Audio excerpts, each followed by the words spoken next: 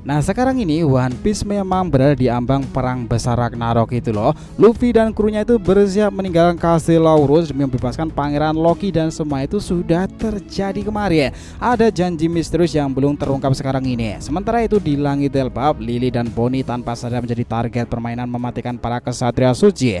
Di sisi lain nakama, Robin menemukan petunjuk mengejutkan. Apakah Luffy benar-benar Dewa Matahari Nika yang disebutkan dalam sebuah legenda besar tersebut? Itu belum semuanya terungkapkan. Sang sendiri menerima peringatan serius dari Rayleigh ya. Kurohige sedang bergerak memburu senjata kuno Sang. Dan lebih mengejutkan lagi, sisa kru Raja Bajak Laut mulai mengambil langkah-langkah besar. Luffy, Sang, dan juga Kurohige, tiga kekuatan besar itu semakin mendekati bentrokan terbesar dalam sejarah dunia baru ini loh. Apa yang sebenarnya sedang terjadi di balik layar itu, dan bagaimana masa depan One Piece di dunia baru itu nakama? Yos, ini menarik. Selamat datang teman-teman. Kita akan bahas alur cerita prediksi ini dengan Mimin di sini, Joy Boy The Library of Nika. Let's go, kita mulai ceritanya.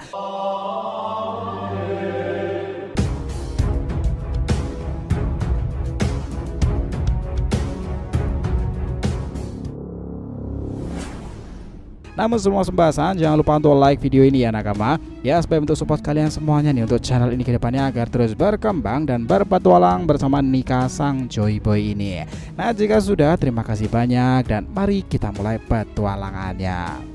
Gini nakama, setelah Luffy dan para krunya itu meninggalkan kastil Aurus itu, setelah semua kejadian yang terjadi sebelumnya itu, mereka memiliki tujuan lebih jelas, yakni setelah berhasil membebaskan pangeran Loki, semuanya menjadi kelumit yang salah menarik lagi. Di tengah semangat Luffy yang membara itu, Nami tidak bisa menahan rasa penasarannya ya, menatap kaptennya dengan penuh tanda tanya dan bertanya, kenapa kita begitu bersemangat untuk membebaskan Loki itu dan kenapa kau sudah melakukannya? Dia itu adalah raksasa yang dulu bikin kekacauan besar di Pulau Elbaf 6 tahunan lalu. Memang Nami sendiri sempat berpikiran seperti itu sebelum rantai itu dilepaskan kemarin ini.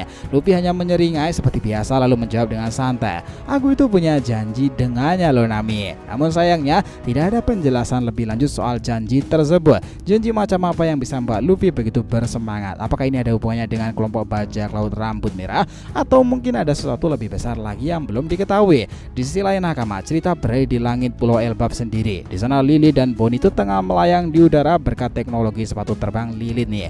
Bonnie yang masih dalam wujud anak kecil itu tampak nyaman digendong oleh Lilith sambil melihat pemandangan di bawah mereka.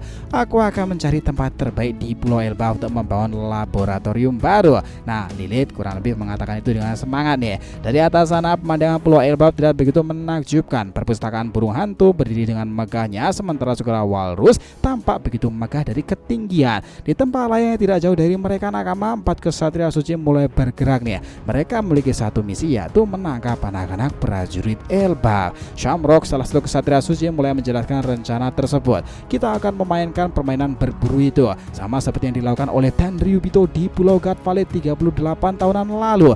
Permainan ini tidaklah main-main. Dahulu Tenryubito dengan bebas membantai penduduk Pulau God Valley demi kesenangan mereka kan. Aturan permainannya sederhana saja. Siapa yang mendapatkan buruan terbanyak, dialah pemenang terbesarnya. Summer, salah satu anggota kesatria suci, tiba-tiba melihat dua sosok terbang di udara tersebut. Ia menyipitkan matanya lalu menyeringai seperti ini, oh sepertinya buruanku sudah mulai muncul ya. Nah sementara Gilliam segera menimpali. Ayo kita lihat siapa yang bisa menghabisi anak kecil itu lebih dulu.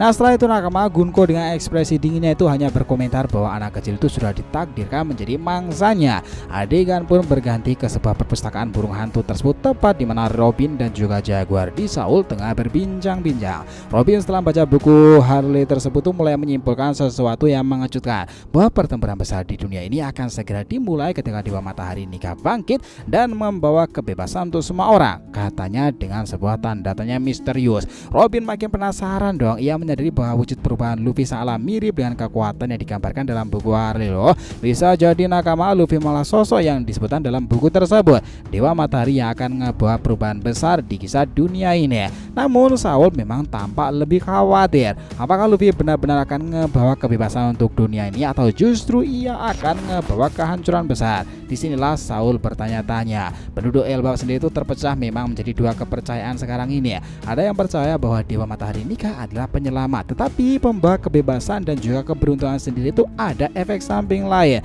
Ada juga yang meyakini sosok ini akan membawa malapetaka yang menghancurkan dunia. Nah, yang kita sebut sebagai dua mata koin tersebut. Mana yang benar? Itulah yang menarik dinantikan. Robin Robin makin penasaran menatap Saul dan bertanya-tanya, sebenarnya dari mana asal buku Harley ini? Apakah ini berasal dari O'Hara? Saul di sini tuh menggeleng dengan sangatlah santai. Aku juga tidak tahu pasti, tetapi yang jelas para raksasa mengatakan bahwa buku ini sudah ada di Pulau Elbaf sejak 400-an tahun lalu. Adegan pun kembali membuat Nico Robin tercengang tuh. Nah, panel kemudian bergeser sedikit saja nih, kita pindahkan. Yang di sini di perairan dunia baru, di sisi lain kita bisa melihat kapal bajak laut rambut merah Akagami Sangs berlayar dengan sangatlah megah tersebut. Salah satu dari anak buah Sangs itu tampak berlarian yang ngebawa sebuah denden musi dan menyerahkannya kepada Kagami. Dia menelepon, ternyata itu yang ditelepon adalah Silver Rally. Ekspresi Sang langsung berubah cerah nih. Sudah lama sekali kita ini tidak berbicara, Rei-san, katanya dengan nada yang sangat senang. Mereka mulai berbicara tentang banyak hal, termasuk tentang suku pergaban yang saat ini berada di Pulau Elbaf. Sang sendiri mengkonfirmasi bahwa ia memang bertemu dengan suku pergaban beberapa hari yang lalu itu. Mereka sempat berdiskusi tentang banyak hal memang, terutama soal bajak laut topi jerami khususnya Luffy. Suku pergaban masih belum sepenuhnya mempercayai Luffy, ungkap Sang kepada Rayleigh. Aku sudah memintanya untuk percaya kepada bocah itu, tetapi sepertinya dia itu masih ragu, Raisan. Tetapi aku yakin cepat atau lambat ketika mereka sudah bertemu, itu akan merubah realita dari Gaban Sans itu sendiri. Rayleigh pun menimpali, beberapa hari yang lalu suku pergaban juga menghubungiku bertanya tentang kelompok Luffy. Aku juga tidak tahu pasti kenapa. Namun dari semua yang dikatakan Rayleigh, ada satu hal yang paling mengejutkan. Ia memperingatkan Sans untuk segera berhati-hati. Kurohige sedang bergerak sekarang ini dan mereka sedang memburu setiap senjata kuno. Mendengarkan hal ini, jelas dong ekspresi Sang itu langsung berubah serius. Kalau begitu aku dan kruku harus segera bertindak. Nah, dia mengatakan kurang lebih seperti itu ya. Apa yang akan dilakukan oleh bajak laut rambut merah seperti orang-orang tersebut? Apakah mereka akan langsung bertaruh dengan Kurohige? Kemungkinan tidak seperti itu ya. Sayangnya jawabannya memang masih belumlah jelas. Namun satu hal yang pasti nakama, Sang tidak akan gegabah begitu saja. Sebelum melakukan sesuatu, ia pasti akan berdiskusi dengan kru utamanya dan memberikan strategi yang salah matang. Ingat, di sana ada orang luar biasa seperti Ben Beckman loh. Itulah yang harus diinformasikan lebih dulu. Karena seperti yang kita tahu ya nakama, bahwa Kurohige itu bukanlah musuh yang bisa dianggap enteng saja loh. Ia itu licik, cerdas, dan selalu punya rencana cadangan memang. Pertempuran besar makin mendekat lagi. Apakah ini akan menjadi perang penentu untuk menemukan harta karun One Piece dan menentukan siapa yang lebih layak menjadi raja bajak laut? Ya bisa aja. Memang itu soal waktu yang bisa ngejawabnya. Karena itu semualah yang membuat kisah One Piece itu menarik nakama. Ketika Luffy dan krunya siap meninggalkan kastil Aurus tersebut untuk sebuah kejadian lain tersebut, mereka memang sudah berhasil membebaskan Loki di dunia bawah itu sendiri. Keadaan kekacauan menjadi seru lagi karena para raksasa dan juga kelompok Hajirudin itu sebenarnya sudah pada panik sebelumnya. Tetapi Luffy dan Zoro itu sepertinya tidak meyakinkan mereka semuanya. Luffy hanya tersenyum dan menyebutkan bahwa ia memiliki peranan dan juga memiliki janji dengan Loki, meski detailnya belum diungkap. Sementara itu di langit Pulau Elbaf, memang Lilith dan Bon itu telah melakukan sesuatu di sana. Keadaan kekacauan itu memanglah menarik loh nakama, karena hal-hal tersebut seperti kebebasan Loki itu harusnya memang menjadi sebuah tanda tanya besar. Karena bisa aja setelah pembebasan Loki, perang besar Ragnarok segera dimulai. Namun sebagai catatan, karena yang ngebebasinya itu adalah Zoro, biasanya tuh orang punya insting yang lebih kuat daripada Luffy loh. Karena dahulu sudah ada beberapa contohnya seperti kejadian di Dressrosa. Kala itu ya hanya Zoro yang mengetahui jika Admiral Fujitora itu berasal dari angkatan laut dan juga orang asing. Nah, hanya Zoro yang mengetahui trik-trik tersebut, dan mungkin aja di Elbaf ini nakama, Roronoa Zoro sudah mengatakan dan juga sudah melihat secara matang dengan pandangan tersebut bahwa Loki itu tidaklah benar-benar jahat.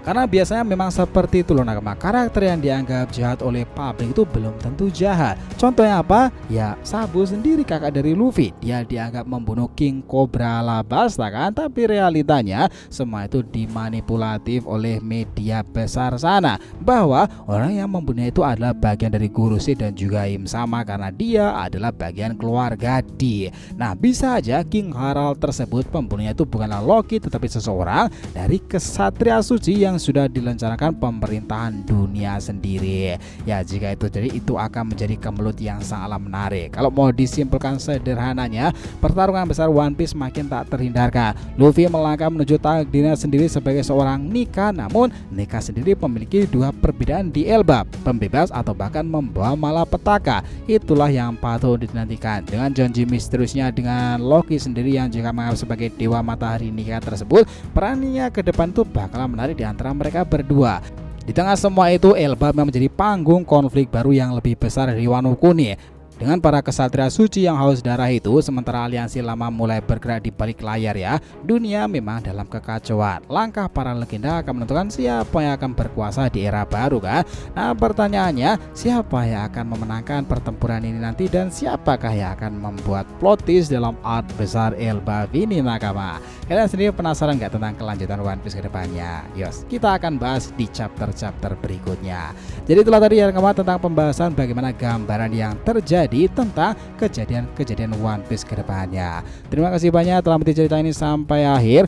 Jika kalian punya pendapat, langsung aja komentar di bawah ini dan kita akan usahakan respon, oke? Sampai jumpa di video selanjutnya nakama, dan Joy Boy Sang Nika telah kembali ke peradaban One Piece.